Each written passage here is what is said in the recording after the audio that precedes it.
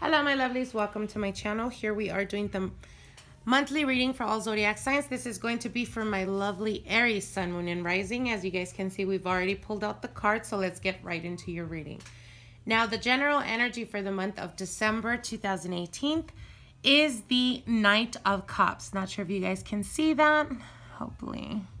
I don't know if it's too dark, but anyways, we have the Knight of Cups, and the Knight of Cups is definitely talking about armor. So the Knight of Cups has this armor protecting itself, and it is water based. So what this is representing is emotions. For some of you guys, you may be experiencing difficulty expressing your emotions, but this can also speak about self-love. So what do I mean by this? This could signify that for a lot of you guys, some of you guys have experienced devastations in relationships, difficult trialing times, and it's almost like you've created this armor to protect yourself. Nonetheless, for the month of December, you're going to go into the month being a little bit more reflective, looking towards the past in a positive aspect and questioning or asking yourself, where are we going? What are we doing? Am I happy where I'm at? Whether it's in a relationship that you're in, whether it's business and finances where you're working at, are you passionate about what you're doing? Are you excited to do what you're doing? In relationships, are you happy? Are you being given as much as you are giving? And if all of these questions are going to start to come about in the second week of December, but again, self-love is going to be very important for you, Aries. So it could represent a multitude of things. One of them could be, for those of you guys that are single and have been connecting with people, perhaps you have not connected with them on an emotional level. Perhaps it's a self-defensive mechanism to protect yourself from being hurt. But you are a very courageous sign, Aries. You are very strong, you're courageous, you are passionate, and you are intense. These attributes could be used in a positive aspect, and when it comes to love, it takes courage. It takes courage. It takes, the effort to be open to the possibility of giving yourself another opportunity at love. So for those of you guys that have been on the superficial type of connections, this is a calling to you. Are you satisfied? Because it's momentarily. And if the answer is yes, then great. If the answer is no, then we need to change this, because we are going into the next phase, the next facet of our life. And it's very important to understand where we're going. Now, you do have the Chariot card here. For some of you guys, you may be dealing with a Cancer. There is the Nine of Wands, and here you are coming out in your own reading, Aries, with the Emperor. So for some of you guys, it could be that someone in a relationship is to the point of wanting to give up or walking away from this relationship, as we do have the Nine of Wands. And the Nine of Wands is guarded, standing your ground, and you've been, gone through the trenches and you're about to throw in the towel. So this could be you, or this could be your partner, Aries. It is a general reading. Now we do have the World card here, and the World card could signify, again, an ending, a conclusion.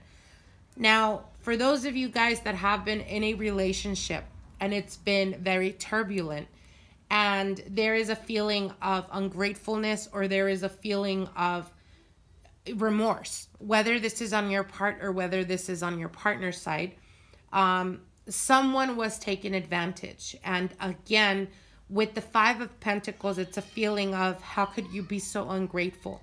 Nonetheless, the World here is to tell you, take things for what they are and accept them for what they are. If this person cannot meet you halfway, if this person is not making you happy or fulfilling you, then it's time to end this. It's time to detach yourself from this. And for some of you guys, this could be with an ex. This could be dealing with an ex. Even though you're not with them, it could represent that there is still, energetically speaking, still a connection there. And there is a need for you to detach that in order to be able to embrace the new beginnings that are coming to you. This could signify, again, if you have children with someone and you're dealing with, the mother or the father, it could be that you allow them to continuously keep getting involved in your personal life or in your relationships. So there is a need for you to detach yourself from this. Now, you do have the Three of Wands, and the Three of Wands does talk about expansion. It also talks about waiting for answers in regards to finances, in regards to relationships, and you will find that answer, Aries. Pay very close attention to synchronicities. Pay attention to the heavens guiding you. Now, I do want to mention we do have the new moon phase of Jupiter, and this happens once a year, but it's going into Sagittarius, and it has not happened in 12 years. So this is major, and it's going to impact every single sign in different aspects. For Aries, Jupiter will be going into your 9th house. This is traveling, short trips, new belief systems as well. Whether this is, it could be as minimal as, you know, you've been raising your kids a certain way and all of a sudden you figure out a better way to raise them that is more effective. Or it could be very transformational in the sense of your belief system. So it could be practicing a new religion, a new practice, and anything that is going to bring you closer to spirituality. Now, also very powerful prophecies. So pay very close attention to your dreams. Jupiter in the 9th house does trigger prophetic dreams, so pay attention to that. And feeling like you're aligning yourself with destiny, finding a purpose. So again, you know, like I said, the Knight of Cups speaks to me about getting in touch with your true emotions. And sometimes this could be a little difficult for Aries.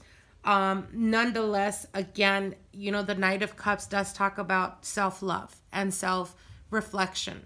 And when you see this on a grander scale, this could represent understanding past behaviors. This could be with relationships.